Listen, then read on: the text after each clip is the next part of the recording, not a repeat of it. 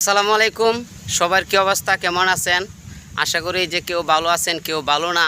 দেখা গেছে যে আমাদের বাংলাদেশে কিন্তু বিরাট একটা হইহাল্লা শুরু হয়ে গেছে।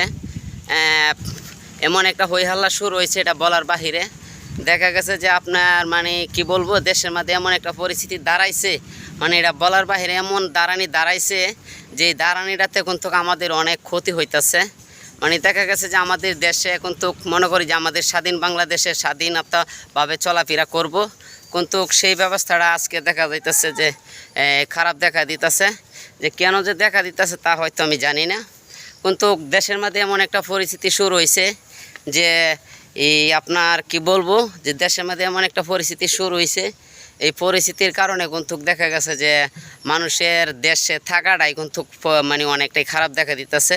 যে একটা পরিস্থিতি শুরু হয়েছে এলাকার মাধ্যমে, গ্রামে, শহরে, বন্দরে, মানে প্রচুর পরিমাণ লুটপাট হইতেছে, প্রচুর পরিমাণ ডাকাতি, চুরি হইতেছে।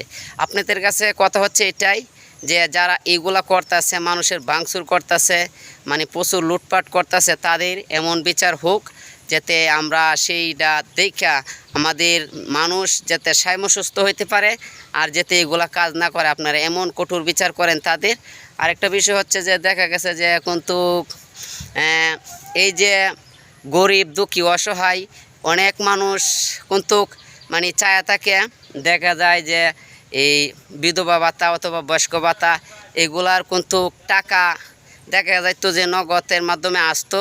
অনেক মানুষ এটাতে কিন্তু দেখা গেছে যে অসহায় পরিবারদের মানে আসলে এই টাকাটা কিছু ওষুধ বড়ি অথবা চলাফেরা করতে পারতো, কিন্তু সেটা কি থাকবে না বন্ধ হয়ে যাবে তা হয়তো জানি না।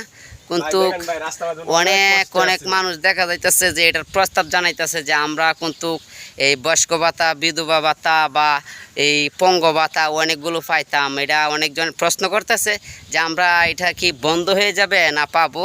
তো আমি আশা করি যত মানে এই যে বাংলাদেশের মাধ্যমে এইগুলা মানুষ যারা আছে, গরিব, দুঃখী, অসহায় যারা এগুলা পাইতো, আমার আবদার হচ্ছে যে এটা আপনারা বন্ধ করেন না, এটা যারা পাইতো তাদেরকে দিবেন, অথবা এটি আপনাদের কাছে চাওয়া। আর দেশের অন্যায় অত্যাচার এগুলা বন্ধ করেন। যারা যারা এটা করতেছে, সে আওয়ামী লীগ বা বিএনপি, সে যেটাই হোক, আমার কথা হচ্ছে যে যে অন্যায় করবে তার বিচার হবে।